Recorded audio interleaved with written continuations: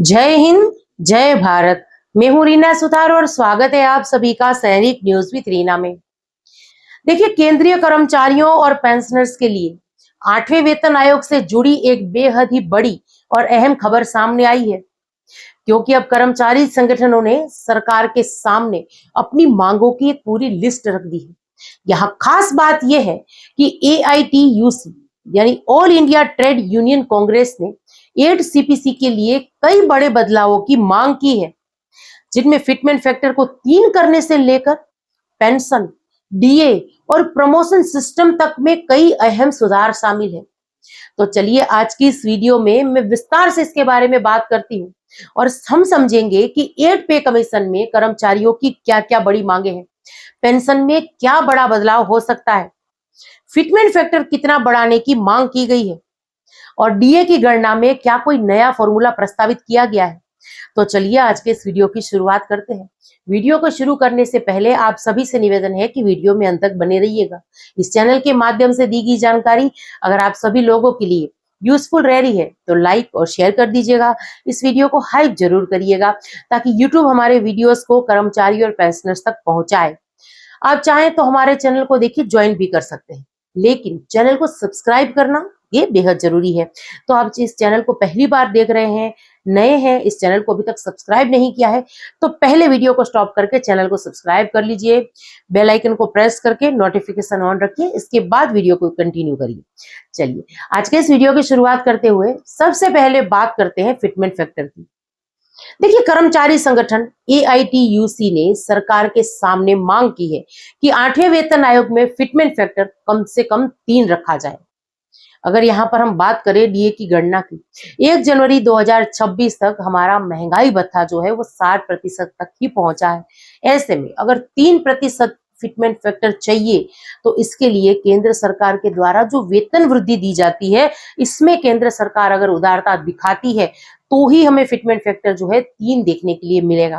हालांकि यहाँ खास बात यह है कि हर एक कर्मचारी संगठन, पेंशनर्स के संगठन जो है अपने तरीके से प्रयास कर रहे हैं कि इस वेतन आयोग में कर्मचारियों और पेंशनर्स के साथ न्याय हो। तो देखिए, अब आपको ये बता दूं कि फिटमेंट फैक्टर वह गुणांक होता है जिससे कर्मचारियों की पुरानी बेसिक सैलरी को नई सैलरी में बदला जाता है। यानी आपकी नई बेसिक सैलरी इस फॉर्मूले से तय होती है और यही वजह है कि ज्यादा से ज्यादा फिटमेंट फैक्टर जो है इसकी मांग यहाँ पर या हर एक संगठनों के द्वारा रखी जा रही है। अब नई बेसिक सैलरी बराबर पुरानी बेसिक सैलरी मल्टीप्लाई करिए फिटमेंट फैक्टर से। चलिए, इसको एक उदाहरण के माध्यम से भी समझा देती हूँ। अगर किसी कर्मचारी की बेसिक सैलरी 20,000 रुपए है और फिटमेंट फैक्टर 3 कर दिया जाता है तो उसकी नई बेसिक सैलरी जो है लगभग 60,000 रुपए तक पहुंच सकती है। और यहाँ ये सिर्फ हम सैलरी की बात कर रहे हैं, ग्रोस सैलरी तो और ज्यादा होगी। इसीलिए कर्मचारी संगठन चाहते हैं कि 8वें वेतन आयोग में बड़ा फिटमेंट फैक्टर दिया जाए ताकि कर्मचारियों और पेंशनर्स को अच्छा फायदा मिल सके। देखिए, अब वीडियो में आगे बढ़ते हुए बात करते हैं पेंशन से जुड़ी एक बड़ी मांग की। AITUC ने सरकार से कहा है कि देखिए, पेंशन कम्यूटेशन की अवधि कम की जाए।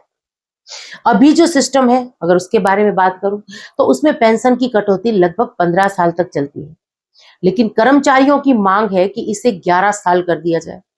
अगर ऐसा होता है तो रिटायर कर्मचारियों को पूरा पेंशन जल्दी मिलना शुरू हो जाएगा, जिससे उन्हें आर्थिक रूप से बड़ा फायदा मिल सकता है। अगर तीसरी बड़ी मांग की बात करूं तो DA यानी महंगाई भत्तों की नई गणना की यहाँ बात हो रही है। कर्मचारी संगठनों का कहना है कि महंगाई लगातार बढ़ रही है, इसीलिए DA की गणना का फॉर्मूला भी बदला जाना चाहिए। अगर सरकार DA का नया फॉर्मूला लागू करती है तो भविष्य में कर्मचारियों को मिलने वाला महंगाई भत्ता और ज्यादा बढ़ सकता है। महंगाई भत्ता बढ़ेगा तो हमारी सैलरी और पेंशन में अच्छा खासा असर भी पड़ेगा। अब बात करते हैं न्यूनतम वेतन और पारिवारिक यूनिट की मांग की। AITUC ने कहा है कि देखिए, वेतन तय करते समय परिवार की जरूरतों को सही तरीके से ध्यान में रखा जाए। इसकी मांग है कि सैलरी की गणना में फैमिली यूनिट को 5 सदस्य मानकर कैलकुलेट किया जाए, जिससे न्यूनतम वेतन जो है वो बढ़ सके। अगर ऐसा होता है तो 8वें वेतन आयोग में जो न्यूनतम सैलरी में बड़ा उछाल हमें देखने के लिए मिल सकता है। इसके अलावा कर्मचारी संगठनों ने और कई महत्वपूर्ण मांगे केंद्र सरकार के सामने 8वें वेतन आयोग की कमेटी के सामने रखी, जैसे पुरानी पेंशन योजना यानी ओपीएस को फिर से लागू करने की मांग, जिसके लिए आज सालों से जो हमारे कर्मचारी हैं या उनके जो संगठन है वो लड़ रहे हैं। रिटायरमेंट के समय लीव इनकेसमेंट 300 दिन से बढ़ाकर 450 दिन किया जाए, इसकी भी यहाँ पर मांग रखी गई है। जोखिम भरे काम करने वाले कर्मचारियों जैसे रेलवे और डिफेंस के कर्मचारियों के लिए अतिरिक्त भत्ते बढ़ाए जाए, ये मांग भी बेहद ही जरूरी थी।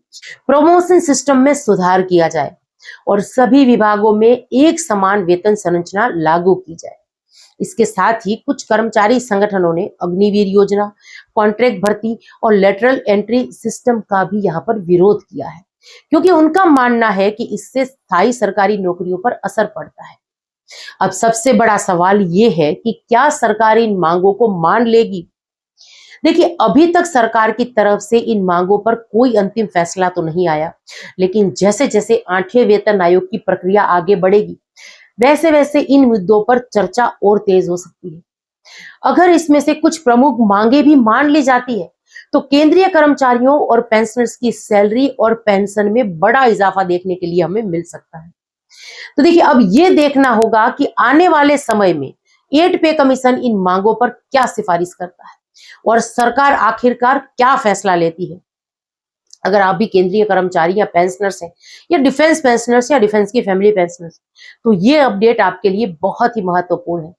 अगर आपको ये जानकारी उपयोगी लगी हो तो कमेंट्स के माध्यम से जरूर से शेयर करिएगा और आने वाले दिनों में लगातार ऐसे लेटर्स, मेमोरेंडम वगैरह जो है शेयर होते रहेंगे और वीडियोस के माध्यम से हम उसके बारे में बात करते रहेंगे, क्योंकि देखिए 8वें वेतन आयोग में हमारी सैलरी और हमारी पेंशन में बढ़ोतरी होगी, हमारे अलाउंसेस में बढ़ोतरी होगी, जैसे एचआरए जैसे अलाउंसेस में बढ़ोतरी होगी। तो वो वेतन आयोग जो हमारी सैलरी या हमारे पेंशन में बढ़ोतरी करने वाला है, उसको लेकर उसको बेहतर बनाने के लिए क्या प्रयास हो रहे हैं, इसके बारे में आज हर कोई जानना चाहता है। और हम भी अपने वीडियो के माध्यम से लगातार ये कोशिश करते रहते हैं कि 8वें वेतन आयोग से जुड़ी हो या महंगाई भत्ते से जुड़ी हो, सही सही अपडेट आप लोगों के साथ जल्दी से जल्दी शेयर करें। तो आज के इस वीडियो की जानकारी आप सब लोगों को कैसी लगी, आपके कमेंट्स का मुझे इंतजार रहेगा। इसी के साथ मिलते हैं अगले वीडियो में। जय हिंद।